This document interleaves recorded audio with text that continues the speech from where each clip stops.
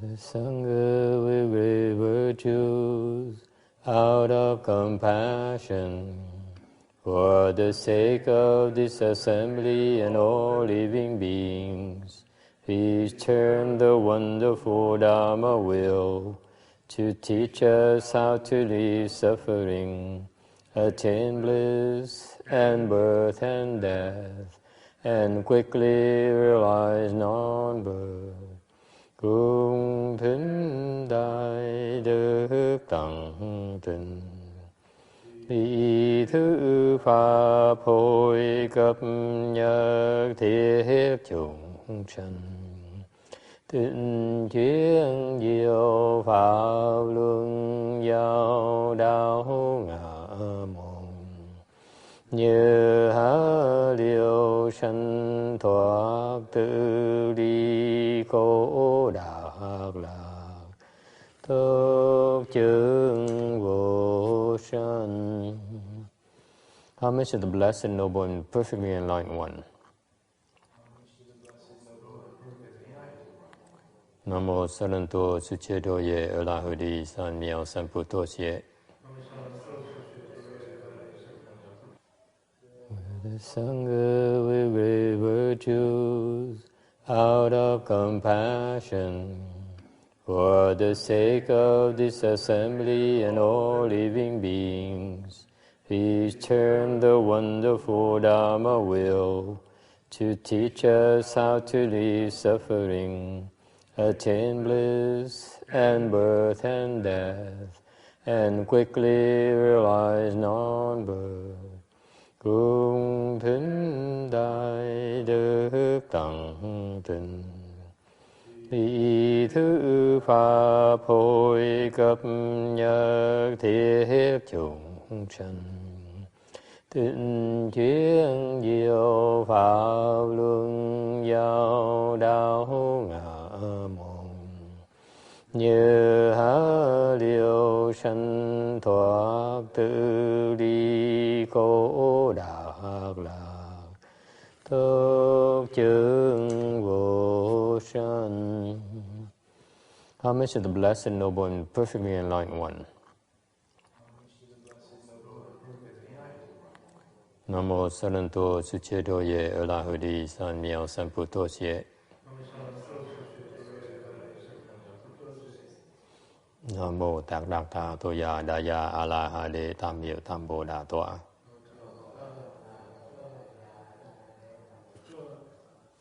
The unsurpassed, profound, subtle, and wonderful Dharma, 100,000 million aeons is difficult to encounter.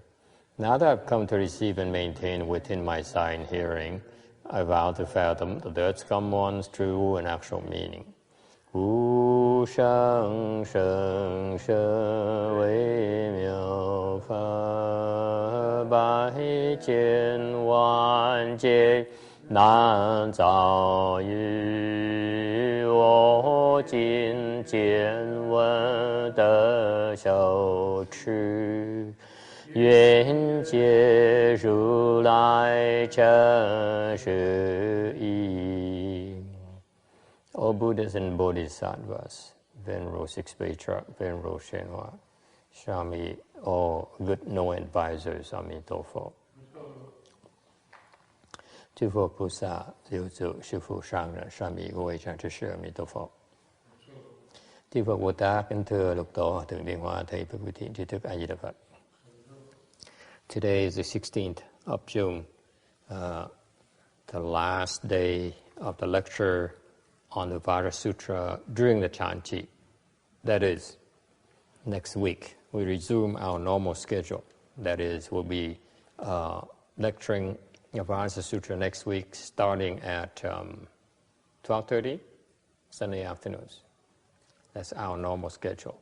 Tonight will be 2 hours starting right now. So, welcome everyone. Welcome to our live broadcast of the Vajra Sutra.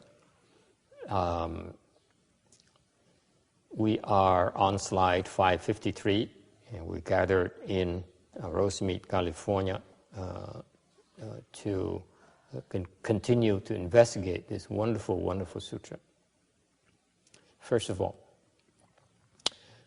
to situate ourselves. This sutra is we're about at the half point of the sutra. Thứ nhất là cái hôm nay là ở cái trung điểm của cái kinh Kim Cang này. It's important to understand, how wonderful a job the Buddha does in helping us understand this very, very difficult to understand sutra. Nó thưa quý vị nghe, cái kinh Kim Cang nó rất là khó hiểu. Mà cái cách mà Phật giảng kinh Kim Cang này nó rất là tuyệt vời. And unfortunately, all the explanation of Vajra Sutra I've read in the past are primarily more focused on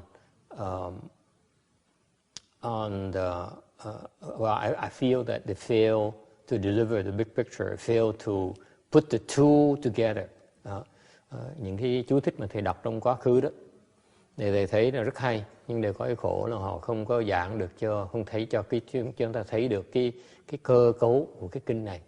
Tại sao Phật phải giảng như vậy? Because basically, in order for the Buddha to bring us to the conclusion of the sutra, he needs to go through these two phases.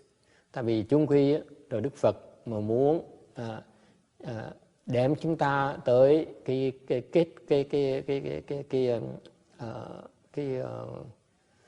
kết thúc của kinh này thì Phật phải qua con đường như vậy. Basically, the first half, he has to explain to us. He needs to undo the nature of our confusion.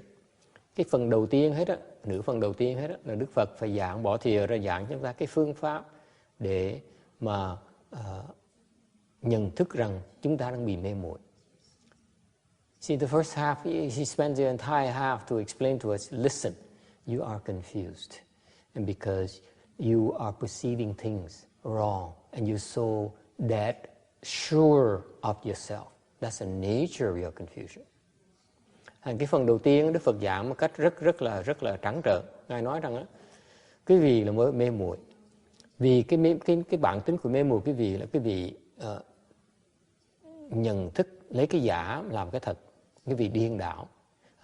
Thành ra mà cái tệ nhất là quý vị cứ đinh rằng là mình đúng.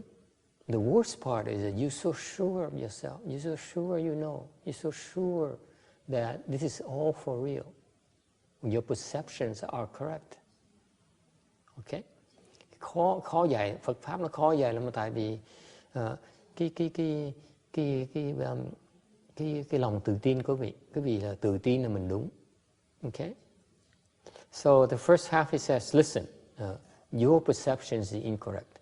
Things are false. They're not the way you perceive them. They really are not the way you perceive them at all. Thành nửa phần đầu của kinh thì Phật mới nói rằng là quý vị lầm rồi. Cái thực tế, cái sự thật của cái vũ trụ này nó không như quý vị tưởng tượng đâu, không như quý vị đã nhìn thấy đâu. Okay? The only reason you can see it as it is when you achieve the state of a fourth stage arhat, where you realize that all these things are false. All these things are fundamentally empty by nature. Phật mới nói rằng quý vị chỉ có cái sự bắt đầu hiểu biết chân thật khi mà quý vị tới cái tứ quả La-hán. I stress, you have to reach the fourth stage arhatship before you can see that. Sự thật là như vậy này, quý vị phải cần đắc tới tứ quả La-hán quý vị mới thấy được cái sự thật này. Until then, you can only imagine it. Trước khi mà tới đắc tứ quả La-hán, quý vị chỉ có thể tưởng tượng được thôi. And this is a fallacy of human knowledge, of the ordinary people's, so-called the ordinary people's wisdom. It's a lot of mental conjectures. It's not a mental projections. They're not true understanding. Thành ra đây là cái thực tế của cái trí huệ của cái người phàm phu. Họ chỉ tưởng tượng thôi. Họ chỉ họ chỉ cái nhận thức của sự thật của họ nó rất là sai lầm. Okay? When you reach fourth stage ahaship, you realize that everything is empty. What does it mean? That you're not attached to anything. Khi quý vị đắc tứ quả A-la-hán thì lúc đó quý vị sẽ thấy rằng cái bản tính chân thật của mọi việc, mọi sự đó nó đều là không. Có nghĩa là sao? Lúc ấy đó, quý vị không còn chấp trước với một bất cứ gì cả. Is it clear? Buddhism is very precise. We tell you that because you yourself have to experience it. You yourself have to validate it. Cái Phật giáo mình á, nó rất là thực tiễn. Dạy quý vị để quý vị tới đó, quý vị tự chứng nhận lấy. At that point in time, until you reach fourth stage ahaship, cho khi mà quý vị tới đắc tứ quả A-la-hán thì then you can drop things down very, very easily. Thì lúc đó quý vị có thể xả bỏ một cách dễ dàng. Is it clear? This is how you can tell. Lúc đó quý vị có thể thấy được rõ ràng. I give you an example right now. Cho quý vị cái ví dụ bây giờ. Right now, before you reach the fourth stage ahaship, okay, you see your mother as your mother. Trước khi mà quý vị, hiện bây giờ quý vị chưa đắc được tứ quả A-la-hán thì quý vị vẫn nhìn thấy mẹ là mẹ của mình. You attached to her, you cannot let go. Quý vị không thể nào bỏ được mẹ mình. Am I correct? And that's the nature of your attachment. You still see, you cannot put her down. When you reach fourth stage ahaship, essentially, text, you become cruel. You say, mother? What mother? Okay? The worldly people look at us as cruel, but actually, it's a detachment. You're able to detach. And you have no attachment at all left. That's the nature of the wisdom. The freedom from attachments. Nên là khi mà quý vị tới tứ quả A-la-hán thì quý vị nhìn mẹ mình giống như nói, mẹ là ai? Nó đâu có mẹ gì đâu. Okay? Thì đó là do mình có cái trí huệ chân chính là tại mình không bị còn chấp trước gì cả nữa. Any questions about that? That is meant by emptiness. The dharma emptiness is the first level of transcendental wisdom you need to attain. That is achieved by studying and practicing the first half of the Vajra Sutra. Thành ra cái pháp không, cái cửa không của Phật giáo mình á, là quý vị có thể đạt tới bằng cách tu theo những cái lời dạy của Phật, cái nửa phần đầu của Kinh Kim Cang này. You go through the first half of the instruction sutra. Okay, the Buddha says, this is what you're supposed to understand. You go through there, though, that sequence of understanding, then you reach fourth stage ahaship. Nói cách khác, quý vị lấy cái Kinh Kim Cang này mà trích cái kinh ra theo lời dạy của Phật, từng đoạn như vậy, đi theo đó mà tu sẽ tới được cái tứ quả A-la-hán. Is it clear? This is why he's doing this.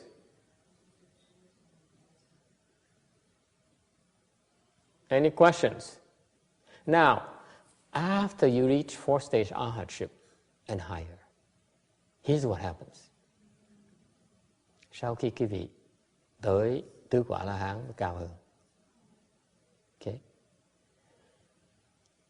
then you have the special knowledge, the knowledge on emptiness. You recognize that everything is empty. Thì lúc đó cái tâm quý vị đó chỉ còn biết một cái thôi, là tất cả mọi vạn vật nó đều là không hết. That in itself is a form of very subtle attachment.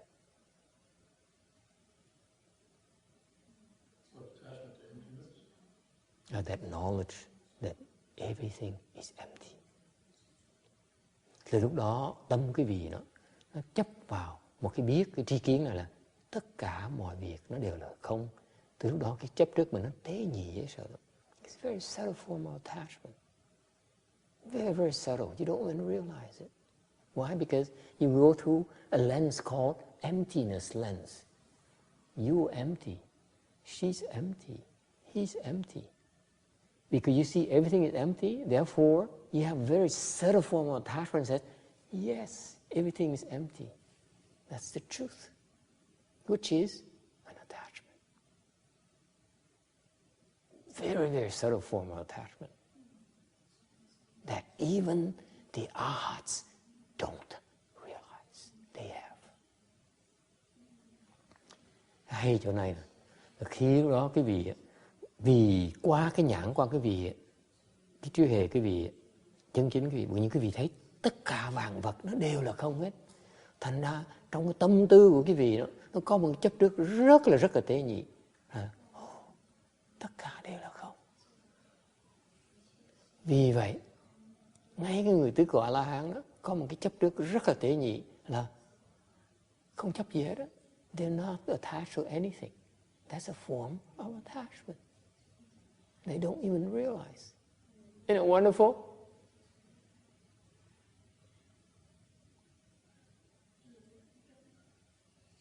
This is not something that you argue and debate. It's something you experience. Đây không phải cái chuyện để mà quý vị bàn tán, bàn luận, bàn cãi. Okay? Đây là lúc tới đó quý vị vẫn tới tứ quả La mọi nhiên quý vị vào cái thế đó, tự động vào cái thế đó. Okay? This is the nature of our existence. When you brought to that level, there's one subtle attachment there that needs to be undone. The Buddha understands it. Tới cái trường độ tứ quả La Hán thì có một cái loại chấp trước tế nhị như vậy, mình phải tìm cách mà phá nó. The second half is about dissolving that attachment. It takes a good half of the sutra to help you understand how to dissolve it. That's how difficult it is. Thành ra cái kinh Kim Cang là phần thứ nhì này á, phải bỏ, Đức Phật bỏ ra một nửa luôn của cái kinh này để giảng chúng ta cái phương pháp để mà gỡ cái chấp trước tế nhị đó. Nó không có khó, nó không có dễ, nó rất là khó. Thành ra Đức Phật phải bỏ rất nhiều thời giờ giảng. Okay? Okay? So this is why the Subhuti, Venerable Subhuti, first asked the Buddha the same question. Once I want to become a Buddha, what do I need to do? What do I do? How do I subdue my mind? That is the first phase where he says, my mind is confused. Teach me how to see more clearly. The Buddha says, okay, I'll teach you. And once the second phase, the Subhuti is wonderful. He got there, he's at the fourth stage arhatship now, and he says, wait a minute, I see it's empty now, okay? But I don't have the same understanding as the Buddha yet. Thành cái chuyện này hay lắm. Ngài Tứ Bồ Đề, Ngài bắt đầu kinh bà nói là con muốn đại diện cho tất cả chúng sanh, con muốn hỏi Đức Thế Tôn làm sao để mà con thoát khỏi những cái tri kiến sai lầm mê muội của con. Có nghĩa là Ngài đại diện cho chúng sanh để hỏi câu hỏi đó. First half, Subhuti asked a question on behalf of all living beings in order to have the Buddha teach all of us how to do it, the most effective way to undo that. Because he's an arhat, he does not know. He doesn't have the wisdom of the Buddha. So that's why he's very smart. He says, I'm not like you. You're my teacher. You brought me here, but I'm not sure how you brought me here. So please teach all of us again how to do it. Okay? That's the first half. Cái phần đầu là Ngài Tu Bồ Tề mặc dù được đắc tứ quả La Hán rồi, nhưng Ngài biết rằng là do Phật dạy Ngài dẫn tới tứ quả La Hán, nhưng Ngài vẫn chưa hiểu làm sao dạy người khác tới được tứ quả La Hán. Thì Ngài mới hỏi lại và mới Đức Thế Tôn, con tới tứ quả La Hán rồi, nhưng điều đó là phải nhờ Phật dạy con. Nhưng điều con không biết cách dạy chúng sanh thì nhờ con thỉnh Đức Thế Tôn dạy cho tất cả chúng sanh làm sao tới tứ quả La Hán. Ý nghĩa của cái phần đầu kinh là vậy đó. You got that? Okay? So that's the first half. Sư Buddha says, on behalf of all living beings, please teach us, all of us, how to break through all this falseness and see the true nature of things. That's the first half. And then he got there and said, this is what I am. Okay? However, I don't have your vision yet. I don't have your wisdom yet. Therefore, teach me how to get your wisdom. Is that clear? Quý vị thấy phần đầu là Ngài Tu Bồ Đề chỉ dùng cái giả danh để mà đại diện cho chúng sanh hỏi, nhờ Đức Phật dạy cho tất cả chúng sanh làm sao mà đắc tứ quả La Hán. Mà khi mà tới cái phần thứ nhì này thì Ngài Tu Bồ Đề mới nói là tôi với chúng sanh đã đắc được tứ quả La Hán rồi, thì tôi đại diện cho những người đã đắc tứ quả La Hán, xin hỏi Đức Thế Tôn, chúng con đã có trí huệ rồi, nhưng điều chúng con vẫn chưa, cái trí huệ chúng con vẫn không bằng trí huệ của Đức Phật, thì nhờ Đức Phật dạy chúng con làm sao mà có được trí huệ của Đức Phật. Is it clear? That's the structure of the two things. Okay? And so it's the same question. If you resolve your mind to become a Buddha, we are on slide 553. Okay? How do you cultivate so that we don't dwell anywhere? And how can we separate from all marks and subdue the mind? Okay? Thì muốn đắc quả Phật, muốn đắc Phật quả, thì làm sao mình trụ ở đâu? Mình có thể lìa bỏ tất cả những cái tướng và có thể chế phục được cái tâm.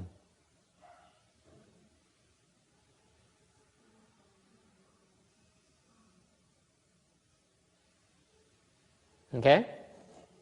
Any questions? Okay? So the second part here, he says, now please teach me how to undo my attachments, my fine attachments, so that I have the same wisdom as you do. Cái phần thứ nhì này, đại khái nói rằng Đức Thế Tôn, bạch Đức Thế Tôn, thỉnh Đức Thế Tôn dạy cho con cái cách nào để mà có cái trí huệ giống như Đức Thế Tôn. Okay?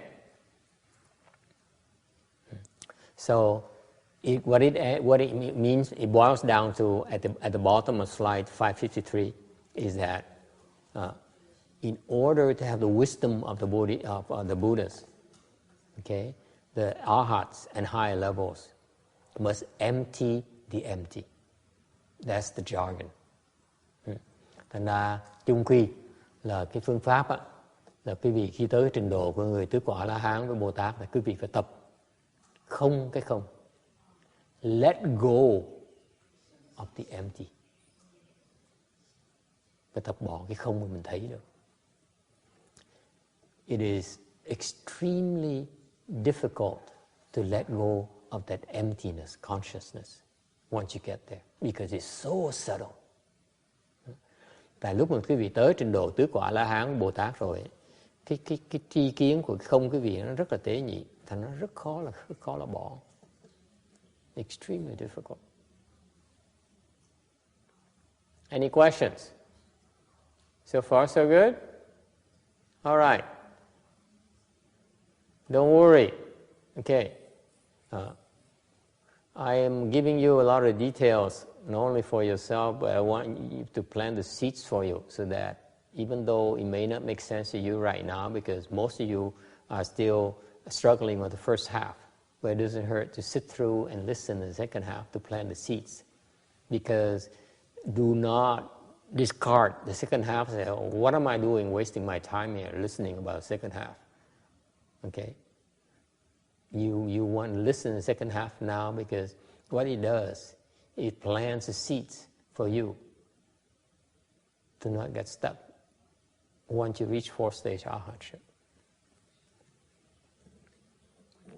Nên quý vị, thầy khuyên quý vị không nên nói rằng đứng dậy nói là thôi, thầy giảng nghe cũng hay thiệt, nhưng điều thiệt ra nó không liên quan gì tới con. Tại con chỉ mục tiêu con là chỉ muốn vãng sanh, chỉ muốn đắc tứ quả La Hán. Because some of you might say, I want to obtain rebirth of the Pure Land. Why are you doing wasting my time?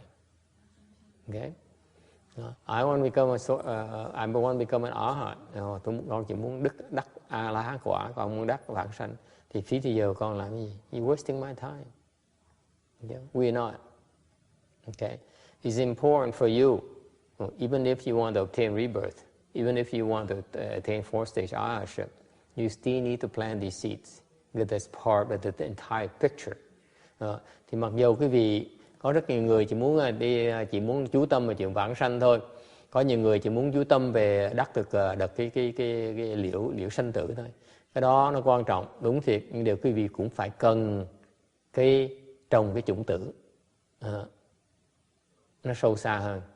Because if you don't, at some point in time, you must. Quý vị không trồng bây giờ thì trong tương lai quý vị phải trồng. In fact, it's better to plant right now than wait into the future. Thiệt ra quý vị trồng chủng tử đó ngay bây giờ nó tốt hơn là trồng trong tương lai. And this is the difference between Mahayana and Hinayana. Mahayana, we spend a lot of time to pave the way for it.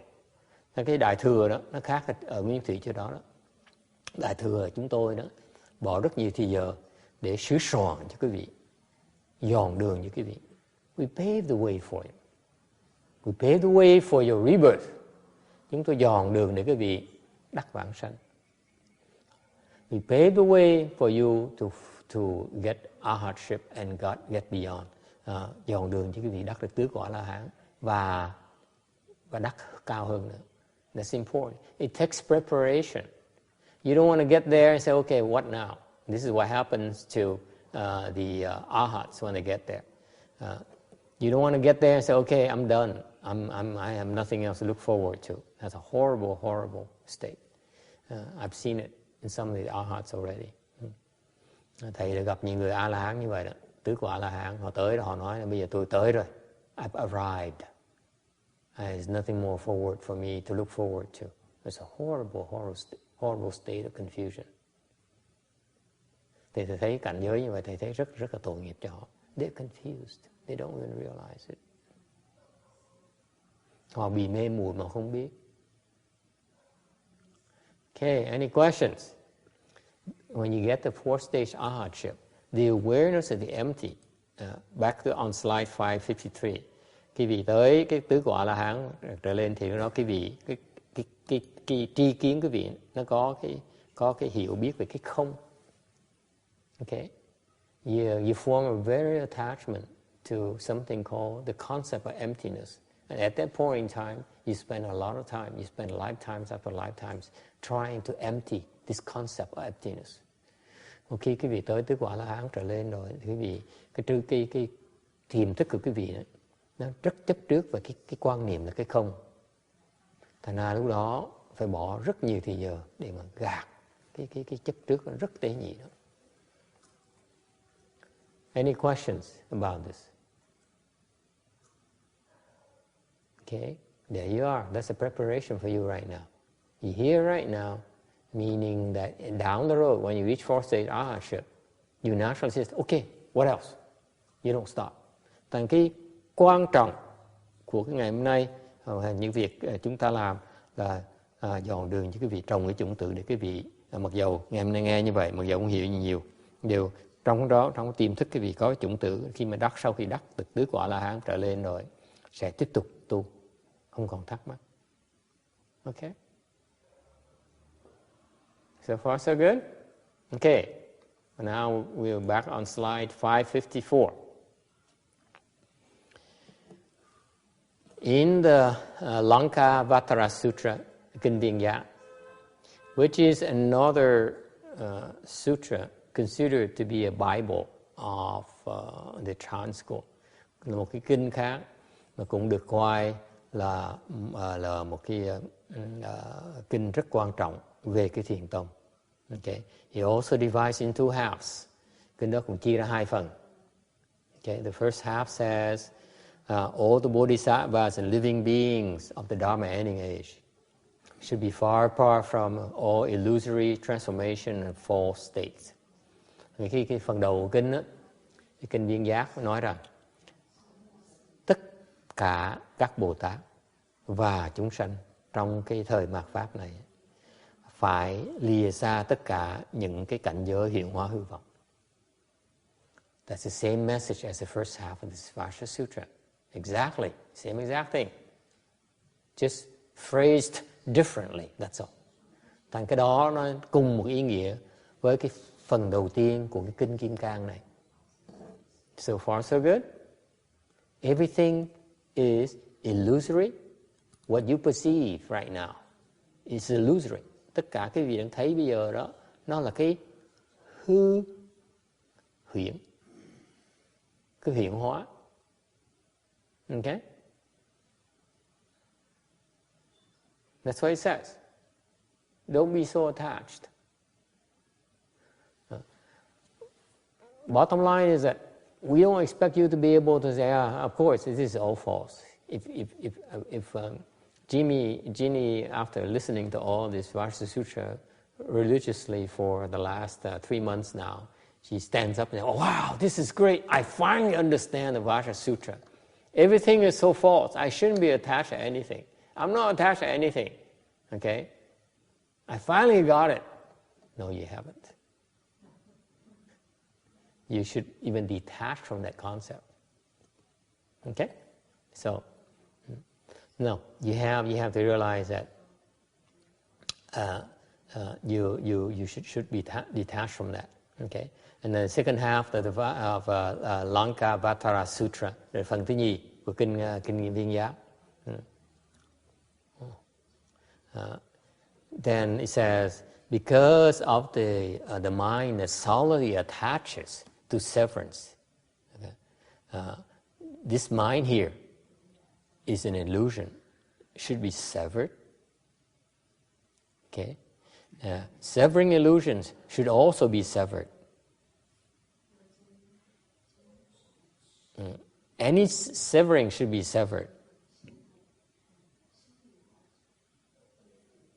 And when you reach the state where there's nothing to be severed, then you're free from illusions.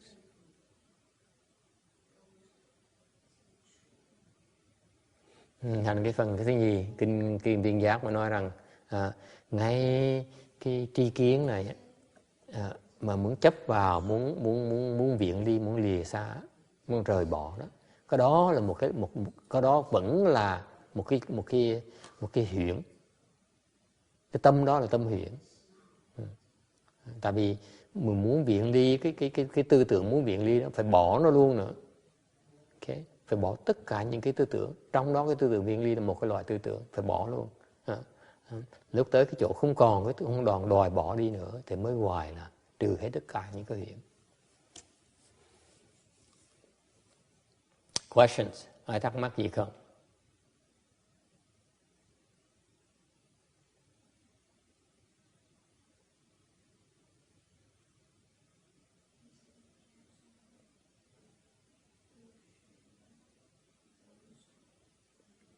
Is it clear?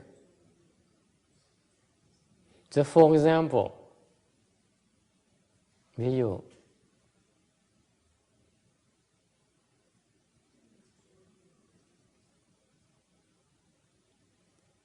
a couple of weeks ago, a student who reached a formless realm, 2 tuần trước, có một người thiền sinh đó, đắc được cái vô sắc giới.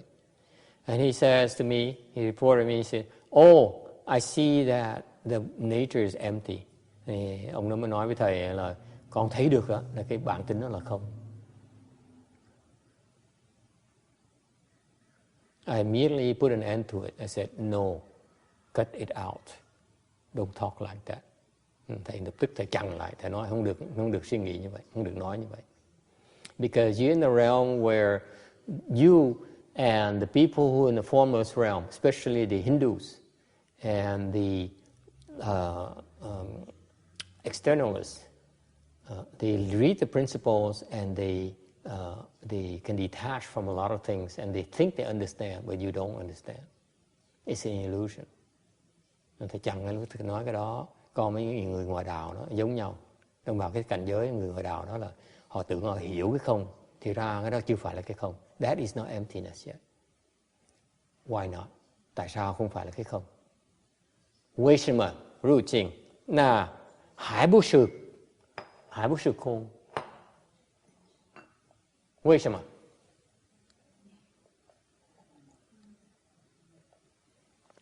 Tại sao? Why is it text? You sit there, you say, oh, I finally understand this, what the sutra means by it's empty. No, there's too many levels. You can't just understand it. That's what it says. Anyone? Some of it. Anyone? You get intellectual understanding of emptiness. Tại vì người đó có cái tư tưởng cũng còn không biết mà mình đang thấy cái không nên không phải bỏ suy tưởng. Dễ sợ. Vẫn còn tư tưởng là chưa phải là không. Cái tư tưởng mà hiểu nghĩ là mình hiểu đó là không phải là không, là chết. Thằng tù ngoại đạo nó kẹt cứng ở chỗ đó. Mình nói nó không được nữa. Cái con tưởng tượng con ngồi con thiền, năm này qua tháng nọ, kiếp nào kiếp nọ, con thấy tư tưởng không không à. Con thấy, cái tường này là không, cái nhà này là không, cái xe này là không, nó là không, tôi là không. Suốt ngày nó cái gì tất cả là không hết. Cái tư tưởng không đó, nó cứ khởi lên hoài. Cuối cùng kiếp nào kiếp nọ, con tin con hiểu được chữ không. Dễ sợ. Mà không thấy được cái tư tưởng không đó là chết. Kinh khủng không? Không có thầy là chết ngắt. Không có vị thầy mà chỉ đó ra, không cách nào con thấy được hết. Dễ sợ không?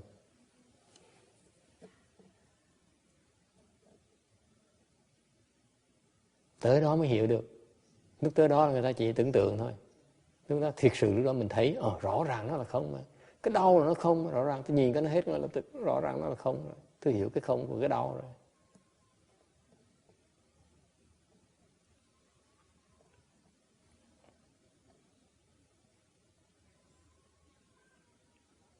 Because the thought arising that I understand emptiness, that is no emptiness. Do you understand that? Yes. Logically, you still have one more thought. How can you possibly understand emptiness? It's all your imagination. That's how subtle it is. Ginny, when you get there, here's what happens to the Hindus and the Vishnus and all those gods and goddesses. They sit there, kalpas after kalpas. They look at you. He says, oh, Ginny is empty. Look at the Buddha is empty. Look at the temple is empty. Look at money is empty. Look at the wood fish is empty. Everything they look at is empty. Guess what? All day long, this thought of emptiness arises in everything they do. And guess what? They think they understand emptiness. But that thought of emptiness still arises every single time.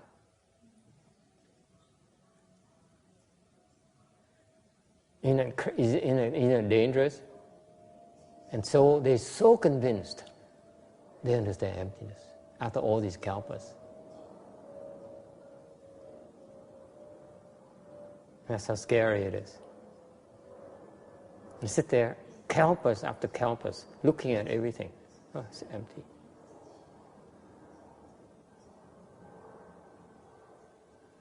Không có người thầy gỡ, kẹt kiếp này kiếp khác. If they don't have a teacher who says, no, it's not. That's what happens to them. Lifetime after lifetime, they're stuck there. They cannot get out. Isn't it scary? Nếu không có một cái vị thầy mà giảng như vậy, đời kiếp là cứ kẹt là hoài, cứ tưởng mình hiểu cái không. Càng ngày càng thấy kẹt vào cái không. Yes. You're not saying that you can't notice emptiness without thinking about it. When you notice emptiness, but is it always a thought when you notice it? Yes. Yes? Yes. It's very subtle. It gets even more and more subtle. but it's still that awareness of emptiness. You have awareness without thinking. You have awareness of it without thinking about it.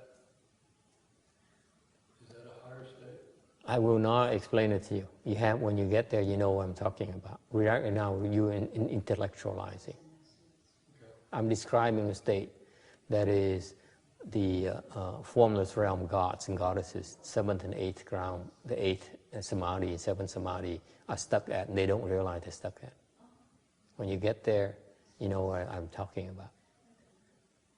You're not there yet. It makes no sense to intellectualize it. Okay? Because here's what I caught that guy. He's so convinced he understands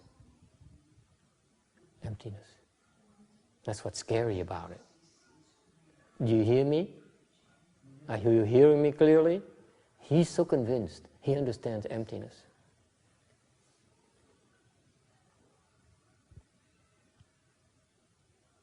Nguy hiểm tại cái ông đó, ông đinh là ông hiểu được cái không. Nó dễ sợ như vậy đó. Yes. Would you also say that somebody who's at the formless realm, they still have a self who's seeing things and having the thought things are empty? I'm not going to generalize. Thầy cũng muốn nói. Thầy muốn trả lời những cái câu mà nó rộng như vậy. Okay. This is not about recipe. Cái này không phải dạy quý vị cái lý thuyết. It's about pointing out to you the nature of your attachment. Không phải nói cái này giảng kinh để nói cái lý thuyết quý vị nghe, để nắm vơ đùa cả nắm, mà giảng quý vị để nêu rõ cho quý vị thấy cái chấp trước của quý vị mà quý vị không thấy được. The teaching is very individual. Cái lời dạy đó, nó cho từng người. It's not meant to be a general recipe that's one size fits all. It doesn't work like that. There's no such thing. If you're looking for something that's going to work for you when you get there, forget it. It's no such thing. See, it doesn't exist. Câu hỏi is a good question, okay? Good intentions, but if you understand the nature of their attachment, then you understand there's no such a panacea, no such thing. All right? Does it help? Khi nghe hỏi là như vậy đó, hỏi một cái câu rất tổng quát là tới cái cảnh giới vô sắc giới thì cái loại chấp trước họ ra sao thì nó mỗi cái người nó mỗi khác. Cái này không phải là có thể dùng nói một cách tổng quát, mà có thể dùng cái phương pháp như vậy để chữa cái bệnh của người vô sắc giới. Không có đâu. Mỗi cái người cá nhân của cái vị thần, một cái vị thánh trong vô sắc giới phải được chữa khác nhau. Mỗi người có cái kẹt nó lệch tí xíu. Không cách nào mà có một cái gì mà nó đáp ứng hết tất cả nhu cầu của họ được.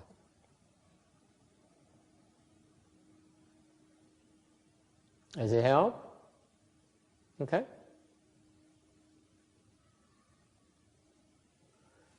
Any questions? So, going back to slide 554. Okay.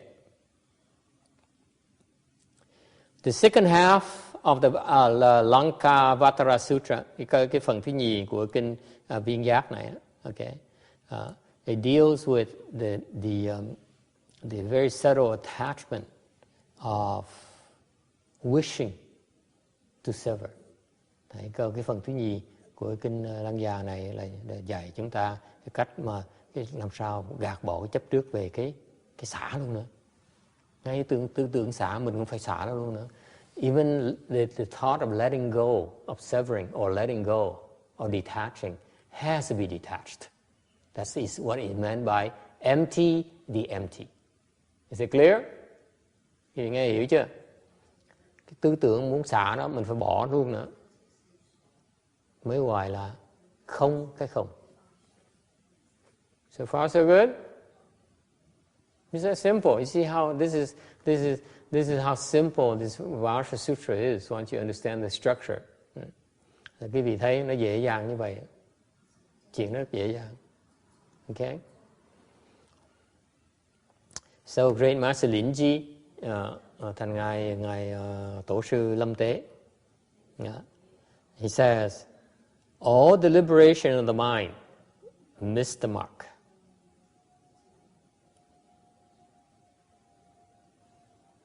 Tất cả cái suy tư của cái tâm đó, nó đều trật. All movements of a thought go to a contrary end. Tất cả những cái đồng đẩy của cái tư tưởng ấy, nó tới một cái chỗ không có tốt. If you understand this, then you are not different from the one above you here before the eyes. Thành nếu như mà quý vị hiểu được như vậy, là quý vị hiểu được là quý vị không khác gì người đang ở trước mắt quý vị. And yet you burden yourself with your baking bowl and bag, running about looking for the Buddha and the Dharma. Vậy mà quý vị cứ làm chuyện rùi bu, đem cái bình bát, đem cái tô đi để mà kiếm Phật, kiếm Pháp. It's right there in front of your eyes. If you understand it, it's right there. You don't need to go seeking anywhere. Ngay trước mắt quý vị nhìn ra là đó là thật. Đâu cần phải chạy đi kiếm đâu. Okay? Because though you embrace it, mặc dù quý vị bao nó, ôm nó, you cannot possess it. If you embrace it, you can't possess her. Okay? If you move away from it, you cannot get rid of it. Quý vị bỏ chạy, quý vị cũng không thể nào thoát nó được. The more you seek, the further away it is. Càng kiếm thì nó càng xa. But if you do not seek, it's right before your eyes. Nếu quý vị không tìm, thì ngay trước mắt quý vị.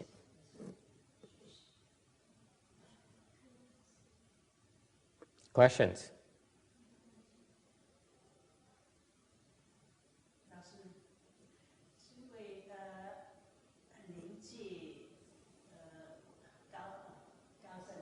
Rồi.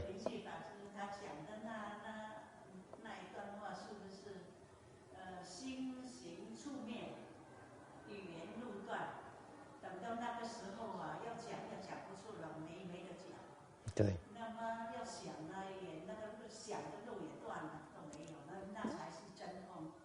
Rồi. Rồi. Rồi. It says basically, there's a Chan dictum. It says that the words of on the path of languages comes to an end. You try to express your thought, but no thought arises. That's this very state, because you no longer are seeking. 那就是因为你心里没有什么追求。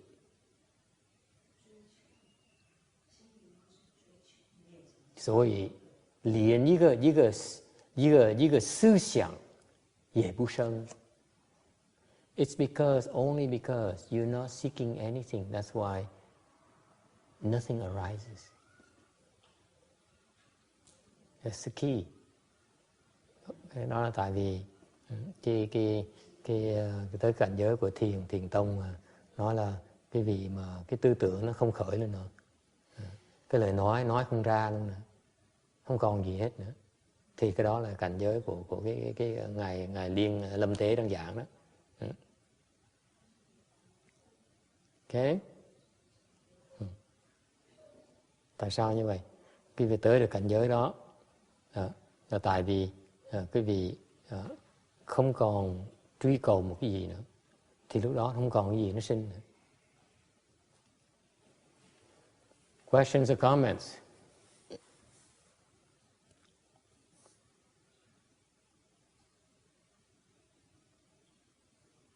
Why is it the patriarchs have to keep on saying these things? Tại sao thầy trích ra những cái lời dạy tổ sư làm cái gì?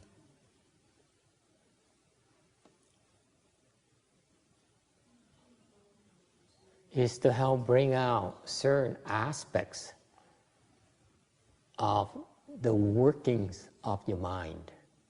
Tại sao tổ sư thì trích ra những cái lời tổ sư để cho quý vị thấy vài cái phương diện khác nhau của tâm quý vị khi nó chấp trước. When your mind is attaching, this is how it functions.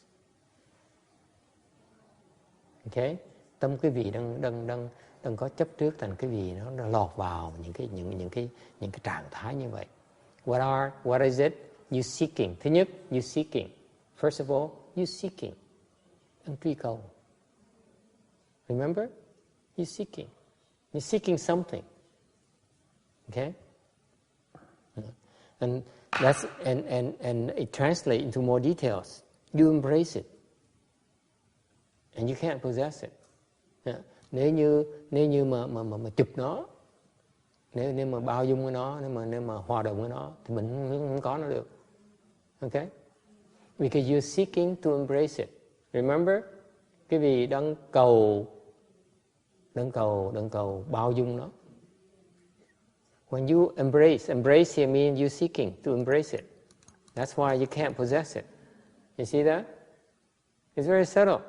You don't realize it. You say, okay, I live the home life, therefore I'm embracing emptiness. It's a dharma door emptiness. I learned Buddhism because I want to understand emptiness. So you're embracing emptiness. Can't possess it. You see that? And then you say, I tried to look for emptiness for all my life, for 20 years now. So you said, enough of this. It's not getting anywhere. So I renounce it. Okay? It's the opposite end. Một đời đi truy cầu cái không, mà tìm ra, tại mình cầu cái không, muốn tránh cái không, nên cầu thấy được cái không. Bây giờ mình thấy mình nản chí nó thôi, bây giờ không bỏ cái không nè. Bây giờ mình tránh cái không. Okay? Thì mình không cách nào mà rời cái không có được hết đó. Tại sao vậy? Trong tâm mình đó. Đúng không? You see that? I'll give you an analogy. Many cultivators, they spend 20 years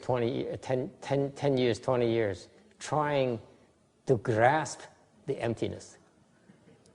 Có những cái người tu sĩ, ta bỏ 10 năm, 20 năm, ta cố gắng, ta thấy được cái không. Okay?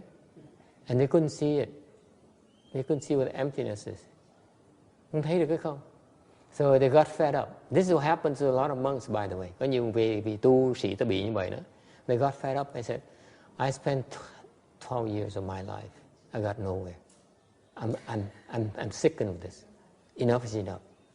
No more of this. I let go. Okay? Thì người ta mới nói là, vị tu sĩ mới nói là giận lắm. Nói là trời ơi, sao tôi phí cuộc đời tôi mà tôi không làm tới đâu hết. Okay? I renounce it. Tôi không muốn bỏ cái này luôn. Tôi không tìm, tôi không thèm tìm cái này nữa. Okay? You cannot get rid of it. What does it mean? You just renounce it, didn't you? Why does it say you cannot get rid of it? Tại sao quý vị mới nói, quý vị tu sĩ, thầy mới nói, quý vị tu sĩ này từ bỏ nó. Tại sao lại nói tiếp là quý vị không thể bỏ được? Why is it? He just said he renounces it. He renounces emptiness? You can't renounce emptiness. It's all pervasive. Why not? Why can't he renounce it? Because everywhere. Why can't he renounce it, Amy? Why can't he renounce it? Roberta, why can't he renounce it? Close. Vẫn còn suy nghĩ. Roberta, why can't he renounce it? He's pissed off.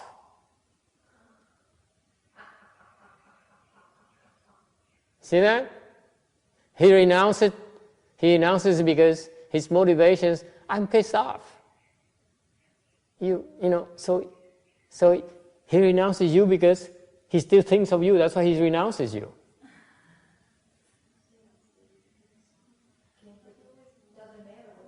Because he still thinks of you. That's why he renounces you.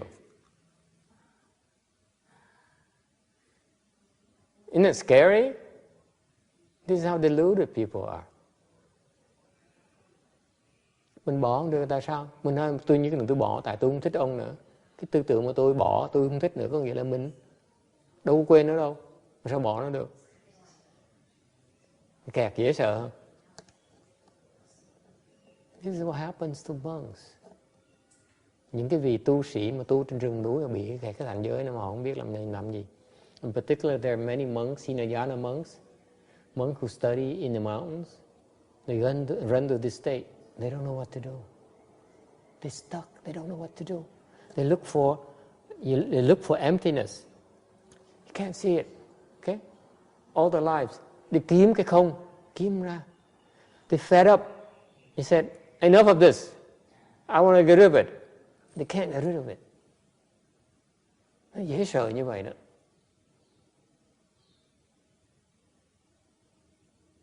Okay?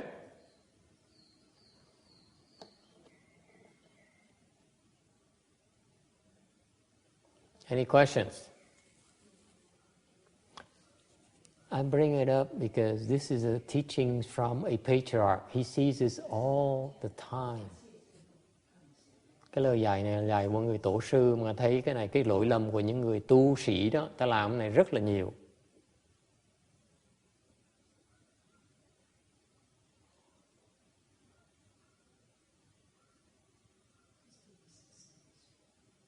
What does it mean? Nghĩa là sao?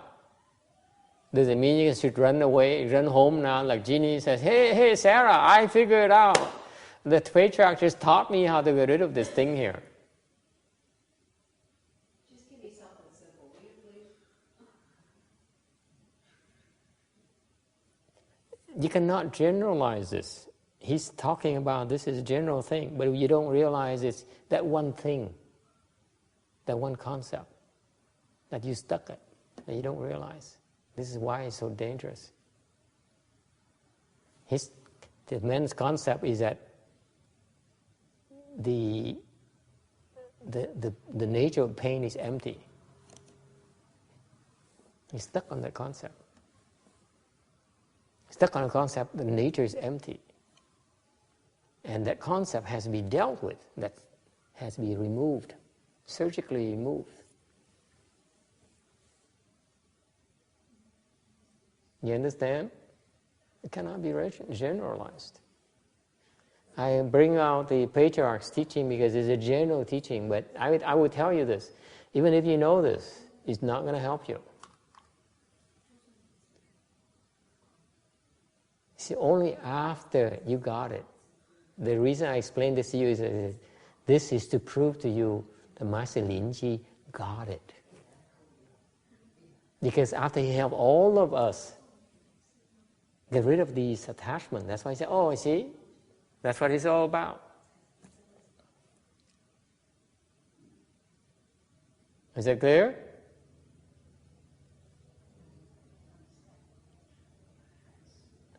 Ông thầy mới thấy được, học trò thấy không được. The teacher sees it, you can't see it.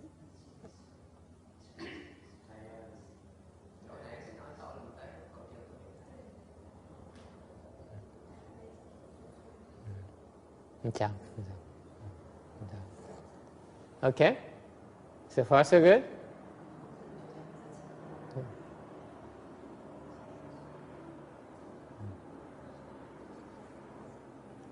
Không quan trọng. Cái này giảng không được. Cố gắng mà giảng là chết. Mấy các con đi. I don't want to explain too much because if you try to get there, you try, if they have people like this state, you have to refer them to me. You can't handle it. Okay? Don't try to explain to them. I give you general ideas so that you know what the nature of the problem is, but it's not something you can handle. It's very, very subtle. It's very, very fast. Only Linji, very more Linji able to handle it. Ngài Lâm Tế mới thấy được. Okay? And only he can have a methodology to point out to you what the problem is. This is where it takes a good teacher, bright eyes, a good advisor who says, this is what you ought to be doing. He knows exactly what to do to help you see it. It's not something you argue. It's not something you debate over. Cái này không phải cái chuyện mà các con không phải là tổ sư, các con không thể nào mà thấy được cách mà giảng người ta hiểu được hết. Hoặc thấy không thấy thôi. Either you see, you don't. And if you see it, he's even a step further. He knows exactly what he needs to do to help you see it. Okay?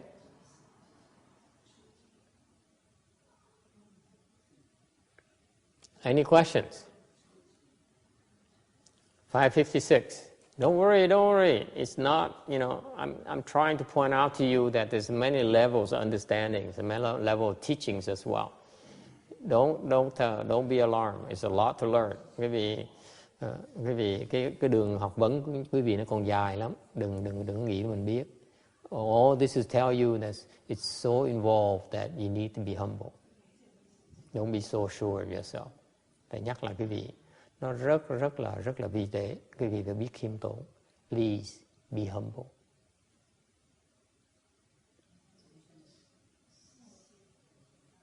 You have to be very humble. Okay? Because you know what? The nature of our confusion is that you're so sure of yourself. Tại cái khổ của cái mê muội chúng ta thì chúng ta cứ đinh chắc chắn là mình biết. Cái khổ là vậy đó.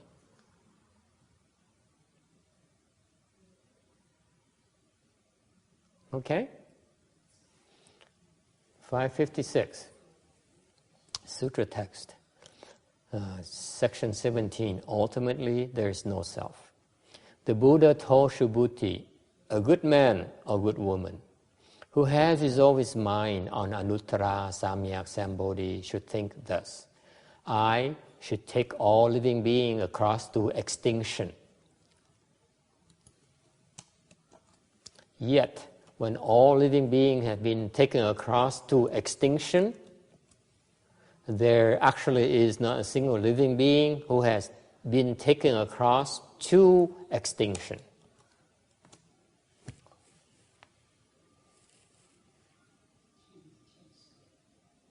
Okay? This is the first thing that you do when you reach fourth stage arhatship. Nói cách khác, đây là cái mà quý vị phải làm khi quý vị đắc tứ quả La Hán. Phải bắt đầu làm cái này. 佛告须菩提，像男子像女人，发阿耨多罗三藐三菩提心者，当生如是心。我应灭度一切众生，灭度一切众生已，而无有一众生实灭度者。Ngài, what's so funny? Yeah. Phật bảo tu Bồ Đề, thiện nam tử thiện nữ nhân, phát tâm A Nậu Đa La Tam Nhiều Tam Bồ Đề, nên sinh tâm như vậy. Ta phải diệt độ hết thảy chúng sanh, diệt độ hết thảy chúng sanh rồi mà thật không diệt độ một chúng sanh nào.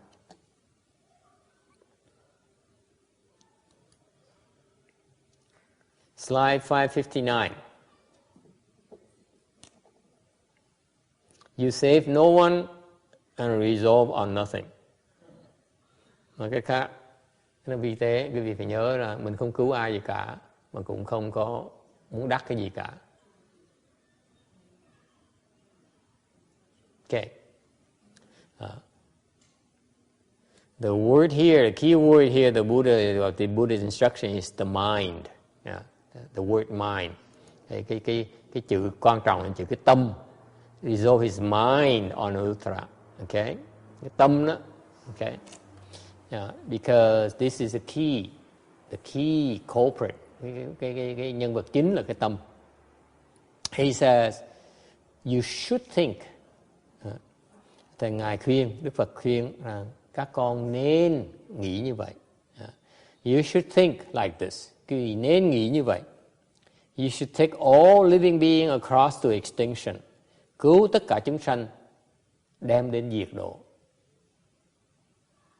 Okay, and yet you recognize as no living being that has been taken across. Mà dù cứu người ta mà không thấy cứu ai hết cả.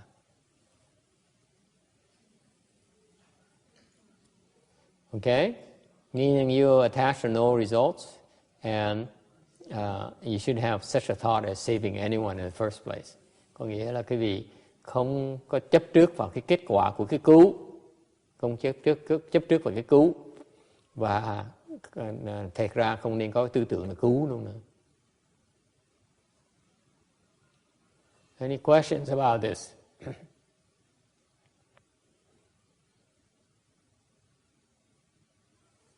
Yes. When they're taken across, they're no longer living beings, are they? I'm sorry? When living beings are taken across extinction, they're no longer living beings, right? That's correct. So then you have taken the living beings across the extinction. But you just took someone across, so how can you say you haven't taken anyone across? They're not living beings anymore. It's only after the results, but during the process. He's talking about right now. When you save someone, don't even think you're saving someone. That's the subtlety. Này ông nói là khi chúng sanh mà được diệt độ rồi thì đâu còn chúng sanh là thì nói đúng. Nhưng để cái này là cái tư tưởng này là trước khi mà chúng sanh thành nhập niết bàn, người ta vẫn còn chúng sanh, mình giúp người ta, mình không coi là mình giúp. You seeing, you're not helping anyone.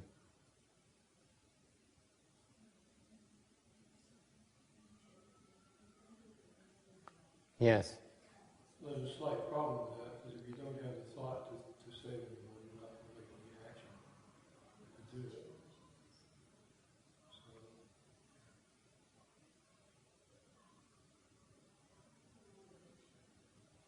No, it's not a thought.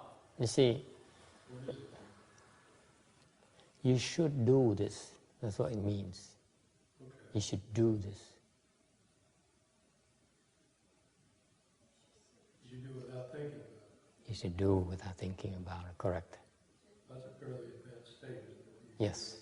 Yes. I'm pretty sure I couldn't do it without Yeah. thinking about it. When he mentioned the word think here, actually he's thinking, these bodhisattvas are thinking with their true mind. They're not really thinking at all. See, there's a subtlety here, the think mind here. The mind here, actually the mind of a bodhisattva, of an arhat. They're not thinking like the way we do. Is it clear? Cái này, cái phần này rất tế nhị. Khi Đức Phật dùng cái chữ nghĩ đó, cái tâm này nên nghĩ. Cái tâm là cái tâm của họ là Đức Phật đang chỉ cái tâm của người Bồ Tát, người tâm của người A La Hán là họ không nghĩ như chúng ta nghĩ nữa. Cái tâm không còn suy nghĩ như cách chúng ta suy nghĩ nữa. Okay? Is that clear? It's not the same mind as ours.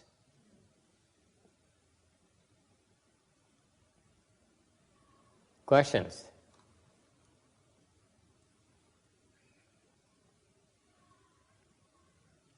So it's important at that stage, when you have, at the advanced level, you become an arhat and bodhisattva, khi quý vị thành Bồ Tát or bodhisattva.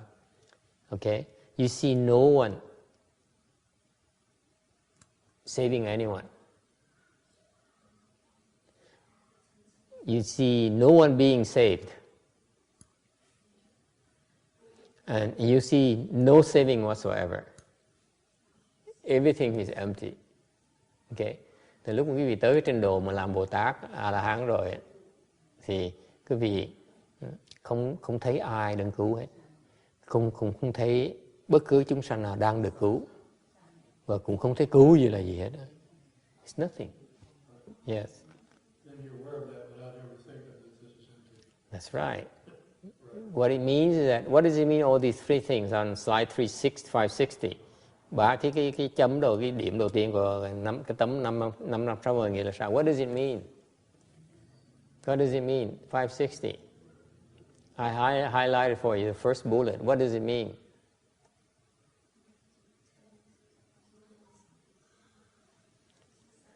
There's no discrimination. Không có cái tâm phân biệt nữa. You see that? Because it's not anyone, he says, I'm helping and you are not. It's not discrimination. Không có cái người nào mà nói cái tâm đang suy nghĩ nó, đang suy tư nó là tôi đang cứu mà ông không cứu. It's not fair. How come I have to save them? How come you don't? Right? How come I have to work so hard and you don't do anything? You see that? It's no discrimination. Không có cái tâm phân biệt nữa. Okay?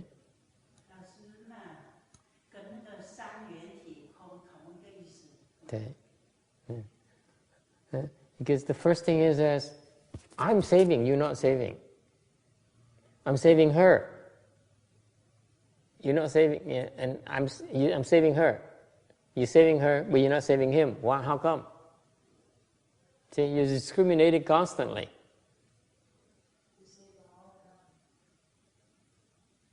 This is how our mind functions. This is to point out to you the nature of your discrimination. Either you discriminate yourself. You say, it's not fair. I work so hard. You don't. Right? I mop the floor. I eat lunch, I get up and I mop the floor. I work so hard. What does she do? She stands there and she talks to people. See? It's not fair. I don't feel good about this. Does it ring a bell? Hả?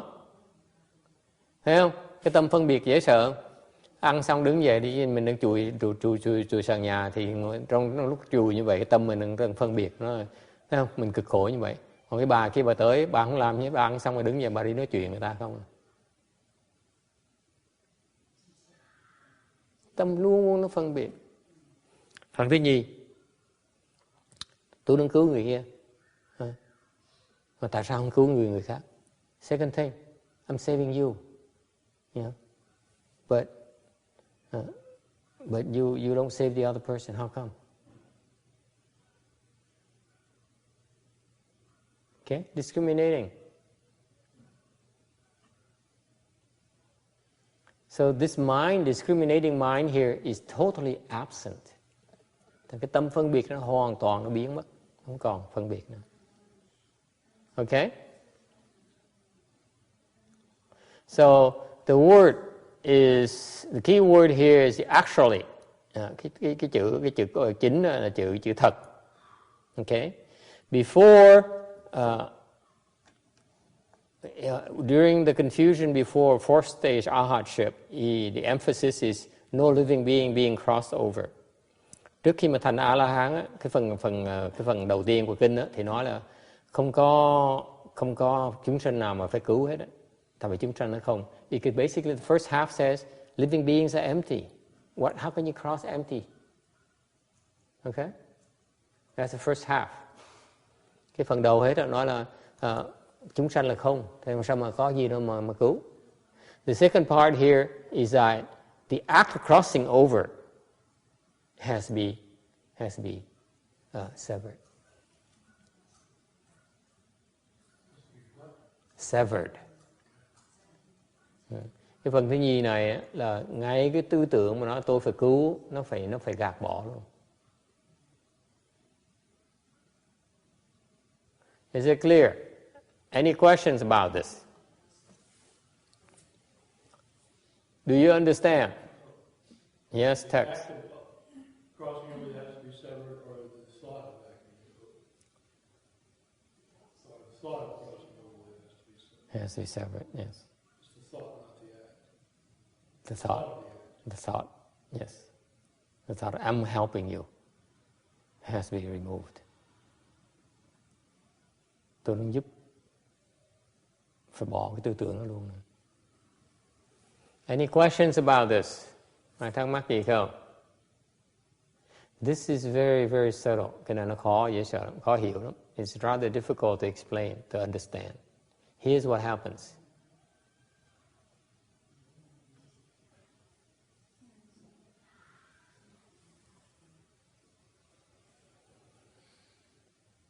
Once you see emptiness, một khi quý vị thấy cái không rồi, okay? The very subtle attachment to that concept of emptiness, thì mình chấp vào cái tri kiến cái không mình rồi. Okay? So far so good. We're on the same page, right? This is not your state. I try to explain to you why it has to be done. Cái này không phải là cảnh giới quý vị để thấy cái thầy đang cố gắng giúp quý vị hiểu tại sao phải cần làm như vậy. I'm trying to explain to you why the Buddha says once you reach there, fourth stage arhatship, you have to start saving people, living being. Đức Phật dạy khi các con tới tứ quả La Hán, con phải cứu người. Okay, this is exactly what the arhats and pratyeka Buddhas do not wish to do. Đây là cái. You see that? You think it's funny? This is so wise. Khi mà quý vị tới tứ quả La Hán với Bích Chi Phật á, thì tự động quý vị tôi không cần cứu nữa. Why? Because you are empty. Why do I have to save you? Everything is empty. Why waste my time? Okay? Is it clear? I talked to some arhats, exactly what they say. I don't need to do anything anymore. Những cái vị A-la-hán thì nói chuyện, họ đều nói như vậy, họ nói là tôi đâu cần làm gì nữa đâu, tôi thấy hết tất cả rồi, tất cả đều không rồi, làm gì nữa? Không có ý nghĩa. Nothing makes sense anymore. Okay? So what the Buddha says, he says, once you get there, don't think. Don't sit there on your butt. Go out and save living beings. That's what you do. I am planting the seeds for you right now. Don't laugh. Because what I'm doing for you right now is that when you reach fourth stage arhatship, you will not sit there on your butt and say, okay, I made it. Okay? That point in time, this instruction in Vajra Sutra says, we come clear to you. It says, I will have to start saving living beings. Exactly why. Why we're saying it to you right now. Okay, so far so good? Yes. I think you're saying that once you hit the state, it's a little bit late to get the information. That's right, that's right. By then, you're not listening anymore. Because by then, I come to you and say, you're empty. What are you talking about? I don't need to listen to you. You see that? See the pitfall? Quý vị thấy không? Nếu lúc đó mà quý vị tới tứ quả La Hán, thầy mới tới nói này, con phải lo đi cứu chúng sanh, thì cái phản ứng đầu tiên hết quý vị nói là tứ quả La Hán là thầy là không, chúng sanh là không, tại sao nói chuyện gì vô lý vậy? Đâu cần thiết đâu. It's not necessary because everything is empty anyway. Thank you, I know you're kind, you're trying to help me, you're a nice person, I like you, but you don't understand, Master. There's no need for me to do anything. Exactly what they told me. Sư bà nói thầy vậy đó, tôi không cần làm gì hết nữa. Còn gì nữa đâu mà làm. Exactly what that Bhikshuni told me, the fourth stage Arhat, Bhikshuni told me, I don't need to do anything anymore. I don't want to do anything anymore. There's no need to do anything anymore. What are you going to do? So she's stuck. It's too late. How does she ever get unstuck? Well, there's a way to work at it. But we can't tell you everything, can we? But it's a hard road. Now we have to undo their unstuck them with a different way. This is a better way right now. Quý vị thấy không? Câu hỏi is a very good question, by the way. Câu hỏi rất là hay. Hỏi là nếu như vậy cái bà đó bị kẹt cứng rồi, thì nó đúng. Bây giờ hỏi là vì sao người ta gỡ bà, thì nó có cách chứ, có cách vẫn có cách như thường.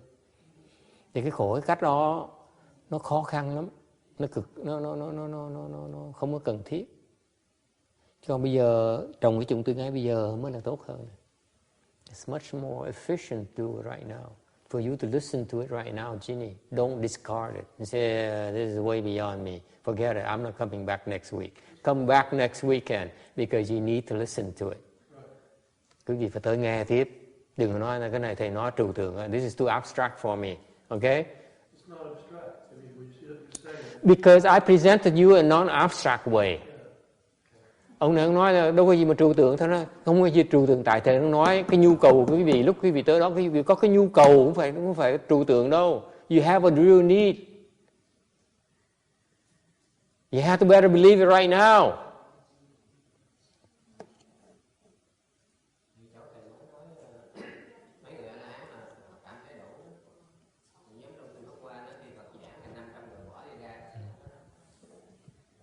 Okay?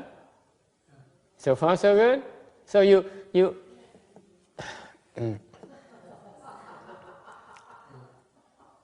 Just like we say in America, you hit the ground running. Here's what happens.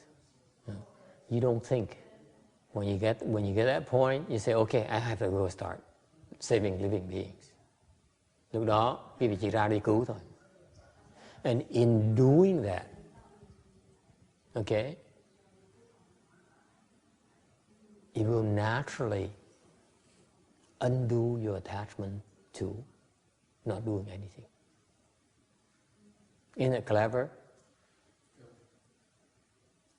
Thế dễ sợ, thế cái trí huệ Phật dễ sợ hơn. Lúc mà quý vị tới tứ quả La Hán rồi, không cần suy nghĩ, chỉ lập tức đứng dậy đi cứu người ta thôi. Thì cái hành động mà đi cứu đó nó sẽ gỡ lại cái không, cái chấp trước về cái không của mình. Trí huệ tuyệt vời như vậy. This is the Buddha's wisdom. This is incredibly wise. You don't appreciate how beautiful this instruction is. I love it. Thầy thích cái này dễ sợ. I love this section. Just don't think. Don't be so sure. Remember I taught you? Be humble. Don't be so sure. Nhớ thầy dạy cái gì nhớ không? Không được tự cao, không được ý. Be humble. You stand up and you work. Đứng dậy đi làm việc. Get up and work.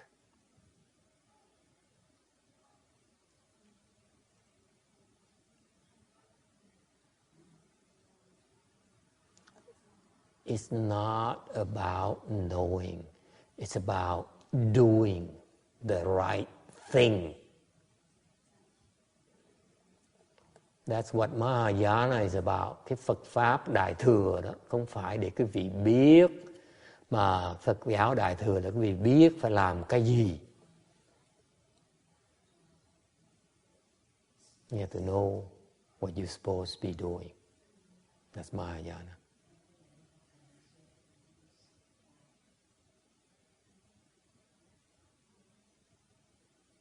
That means that even though you're an arhat, even though you're so sure, you still put your palms together. Please teach me. Tell me what to do. Is it clear? Don't say, I know just as much as you do, if not more.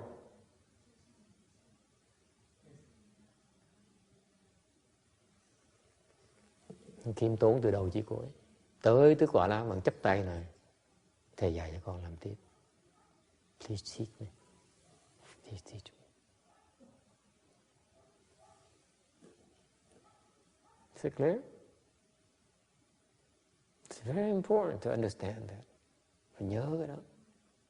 Okay. All right, 561. Any questions about that? This is very important. That section right there is key, is critical. That's the first instruction. The Buddha says, get off your fat ass. Go save living beings. It's so critical. Cái lời dạy nó hay dễ sợ lắm. Không được ngồi yên, phải đi cứu người ta. Get to work. Đi làm việc đi. Now you understand why you're so busy? You work. You work and work and work and work. You don't say it's enough. Cái tâm mình không bao giờ nghĩ là mình làm đủ hết á. Don't say I've done enough. I struggled for so many years already. I've struggled for so long already. I did so much already. You keep working. Because there is no working. You see that? Right now, even though you're confused like heck, you still have to work and stop bitching. How come I mop the floor every single weekend and she doesn't? None of your damn business. You keep on mopping the floor until you stop complaining. Then you do something else. Okay? You see the training, how consistent it is from beginning to end. Quý vị thấy cái chương trình huấn luyện nó hay dễ sợ. Từ đầu chí cuối, nó có cái dụng ý nữa hết. Everything that you're told to do is for a purpose. Tất cả những cái gì mà dạy quý vị làm đều có cái dụng ý nó trong hết. I've run across so many smart people who says, I'm going to follow this master because he sounds good. And he seems to be more knowledgeable, get a little bit, quite a bit out of it. But at some point in time, they get stuck. They say, okay, I have enough. I know enough. And then they don't understand my teaching at all. I have enough. I have so much already. You ain't. There's so much more. I can't tell you yet. Don't be so sure of yourself. It's much harder for me to tell that to you lay people. Cái người tài gia nói vậy không được. Cứ nghĩ nó tới tôi nói ông thầy này giỏi, tôi học rồi, tại vì tôi tiến bộ rồi tôi này nọ, xong rồi ngày nào đó quyết định là học đủ rồi, không thể có gì để dạy tôi nữa. Họ sai lầm không thể tưởng được.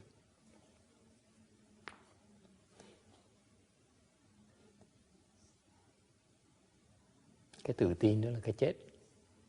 Ta mới thấy được chuyện đó. The nature of your ignorance is that you're so sure of yourself. Remember? You're so sure. You're so sure you know. You're so sure that someone else is wrong.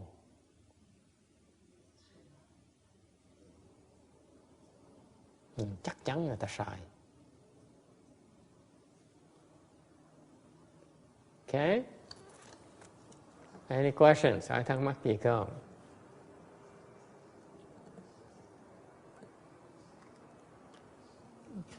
Sutra text 561. And why Shubhuti? If a bodhisattva has a mark of self, a mark of others, a mark of living beings, or a mark of a life, then he is not a bodhisattva. For what reason? Shubhuti. Actually, there is no dharma of resolving the mind on Anuttara Samyak Sambodhi.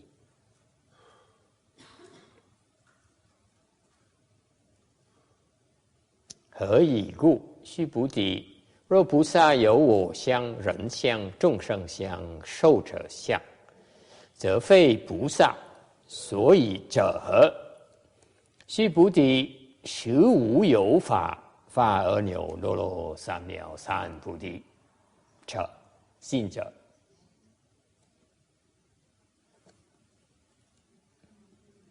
Tại vì sao? Nếu Bồ Tát có ngã tướng, nhân tướng, chúng sanh tướng, thọ giả tướng, tức chẳng phải là Bồ Tát. Tại sao? Tu Bồ Đề, thật ra không có một pháp, phát tâm A Nậu Đà La Tam Nhiều Tam Bồ Đề.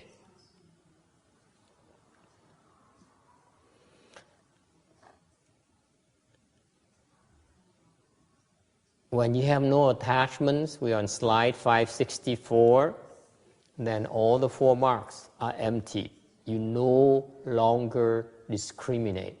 Khi quý vị không còn chấp trước nữa thì quý vị bốn cái tướng đó nó đều không và không còn tâm phân biệt nữa.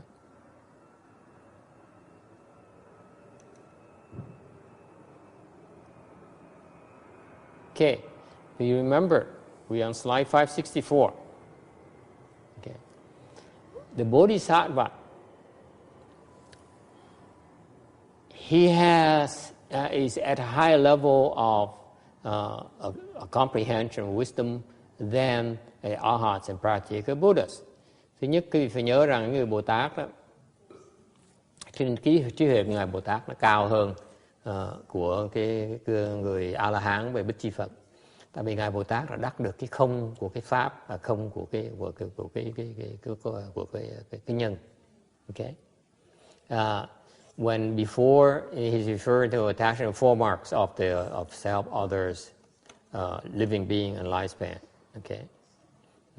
Actually, here the Bodhisattva it's a much more subtle level. The Bodhisattva no longer has a mind that a mind that discriminates. It's a much more refined level of attachment that the Bodhisattva needs to pay attention to.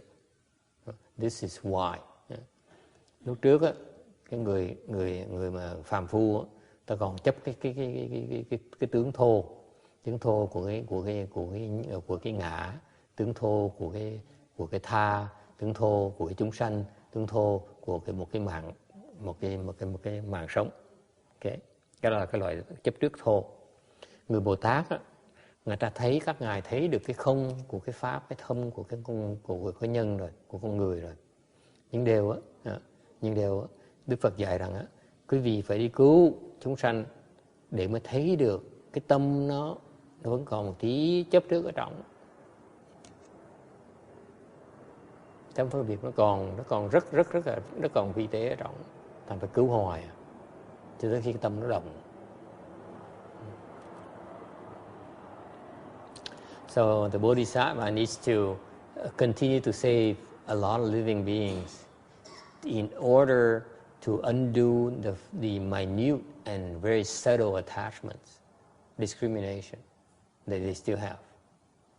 Okay, and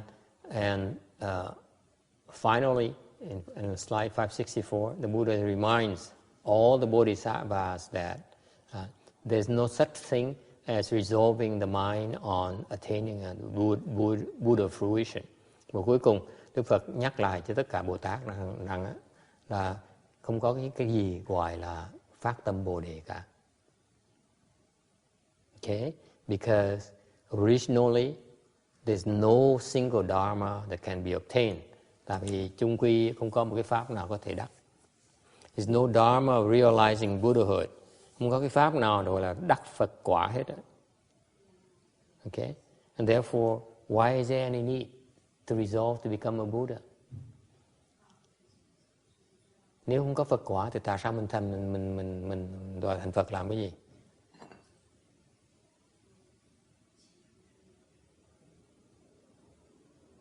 Does it make sense to you? Don't nod your head. Huh? It's not going to make sense to you for now. Okay? But just listen. Cái việc hiểu không chưa nổi đâu. Nhưng để cái này nó quan trọng.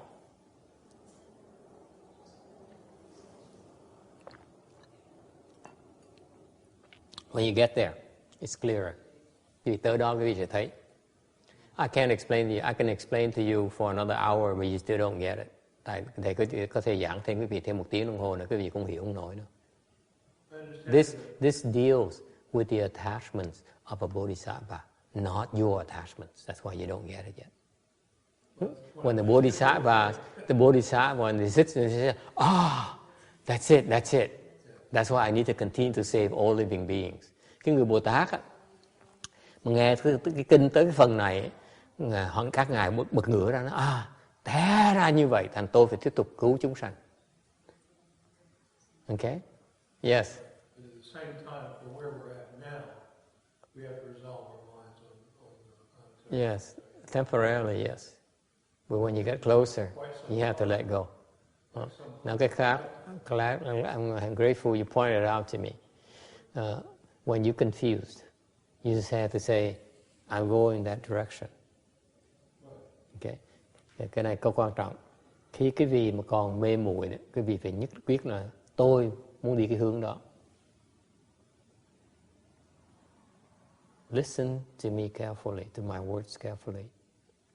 Chạy nghe cái lời thầy rõ ràng này. I want to go in that direction. I didn't say I want to go to Buddhahood. Okay? There's no goal there. It's just a direction.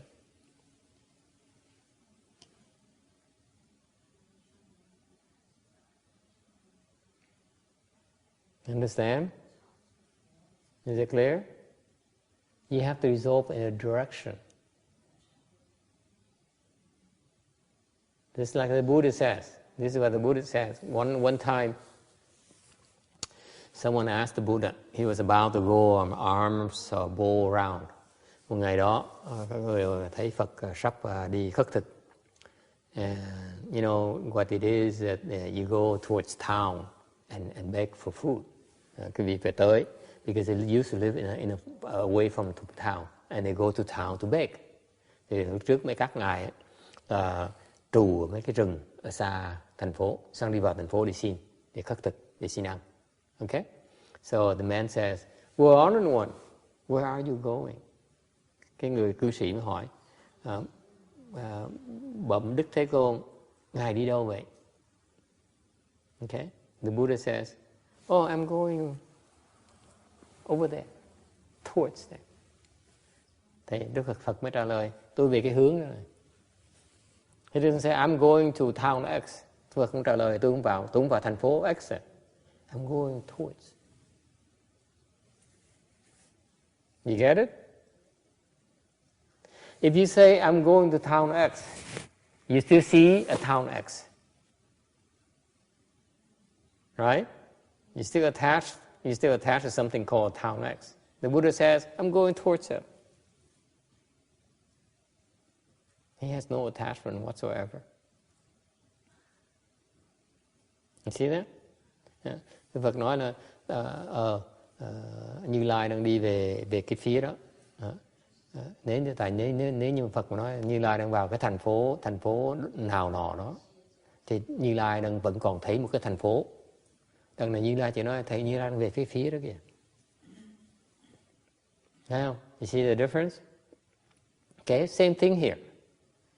Okay? At this point in time, you need to resolve on something called fruition, called Buddhahood, the direction of Buddhahood. Nên quý vị hiện bây giờ, quý vị phát tâm A Nậu Đa La Tam Miệu Tam Bồ Đề. What does it really mean?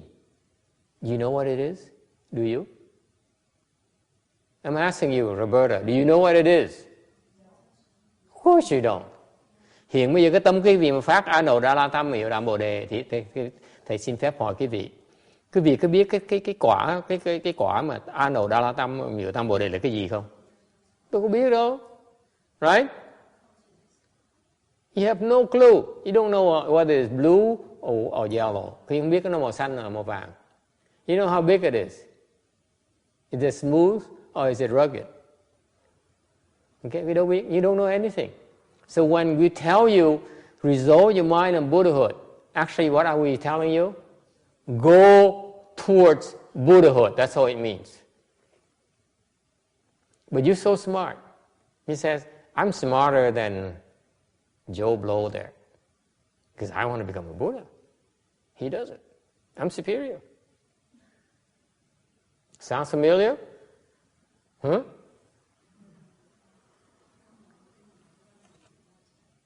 You're attaching labels to something called Buddhahood. What we teach you is go towards Buddhahood.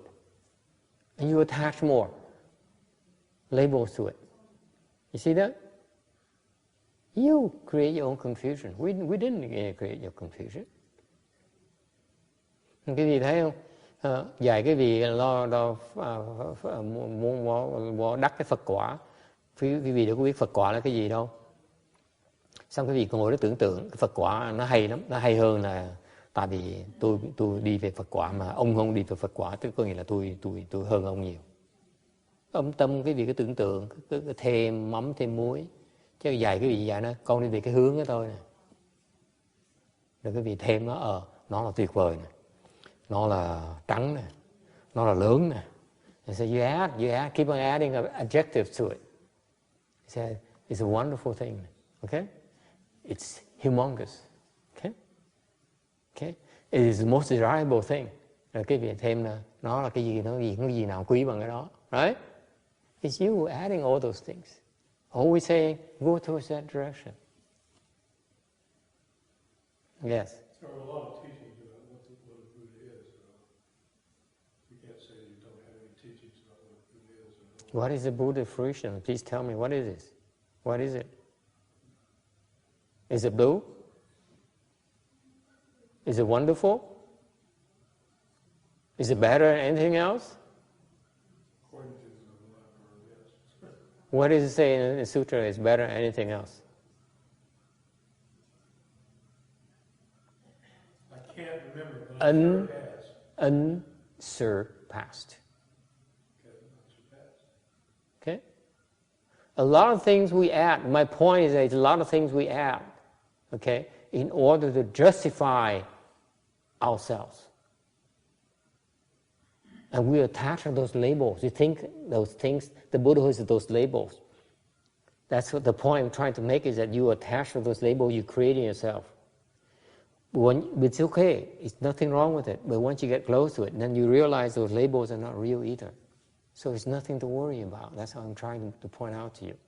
Don't be paranoid. Your nature is to attach right now. It's perfectly okay. It will be undone when you get close. When you get close, there is no dharma like that. Then you learn. Then you see for yourself. Right now it's okay. Okay? You will not be able to understand in one night.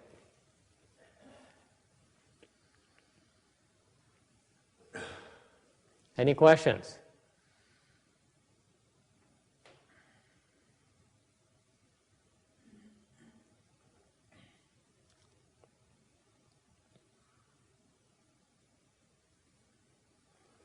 So the point here, we are on slide 565, is that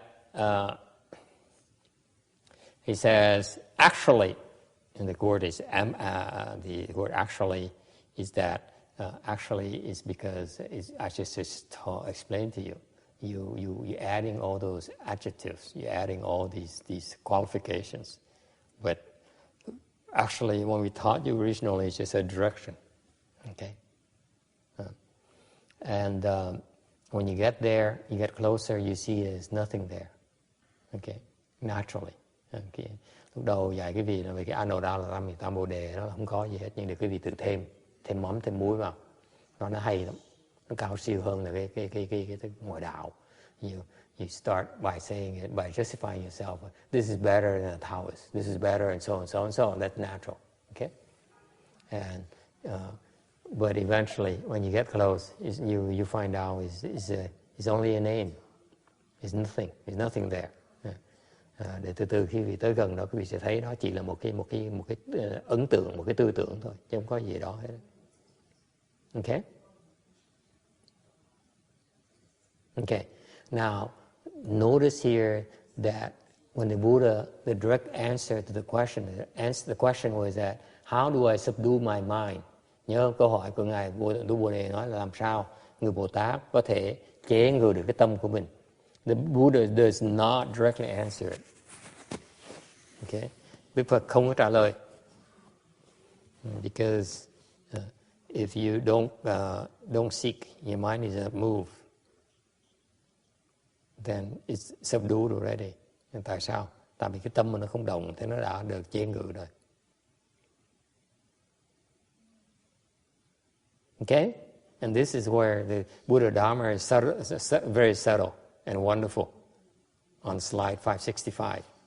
Okay, last bullet. Okay? The Buddha Dharma is very subtle and wonderful. Okay? Just don't think about it. Don't talk about it.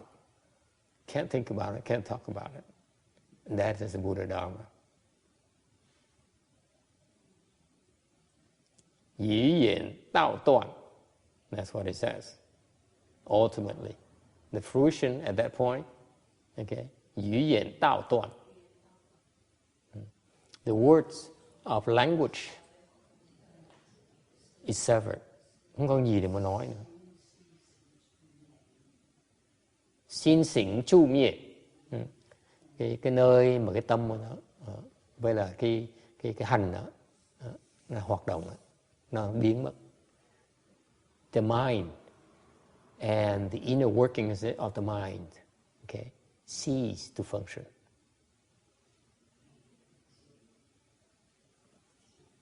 Okay? That's why you can't think of it. You can't talk about it. Bởi vậy không thể nghĩ không ra đâu. You can't even formulate a thought. You can't even try to express it. Nghĩ không ra, mà nói cũng không ra lời luôn nữa. This is important for you to see that at this state here of true wisdom. Đây là cái cảnh giới của cái trí huệ chân chính. What's there? Có gì đó không? It's nothing there. Tới đó không còn gì nữa hết á. Okay? There's nothing left. So why is it people say that I'm enlightened? Làm sao có thể người nói được là tôi giác ngộ? They don't jump up and down and say, I'm enlightened, I'm enlightened. Eureka, eureka.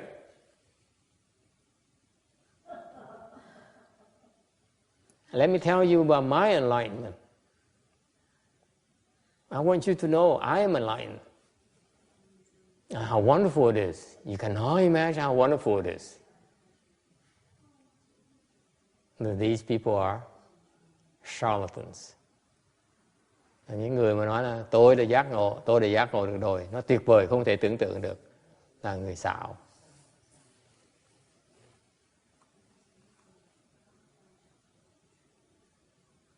Cái tư tưởng nó không khởi lên được đâu, sao mà nói biết cái mình mà nói là giác ngộ được cái gì? Không có gì đâu, sao mà nói được? There's nothing there, how can you talk about it?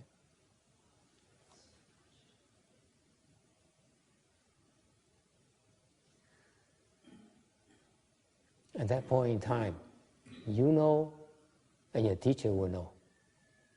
No one else.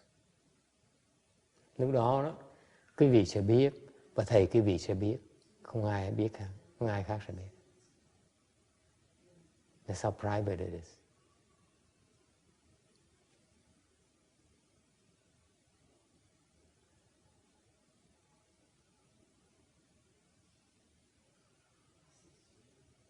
Okay? That's enlightenment. Đó là giác ngộ. This is觉悟的境界.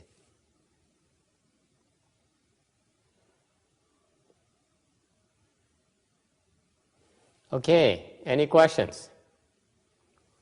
If you have no questions, we come to the end of the 2 hour. Có thắc mắc thì đã hết giờ rồi.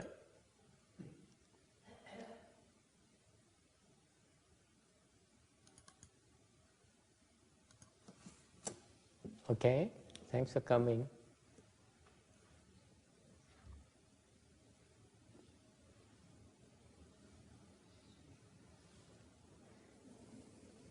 All these are important criteria, even though you don't understand. That these are important criteria to help you understand, spot the phony teachers.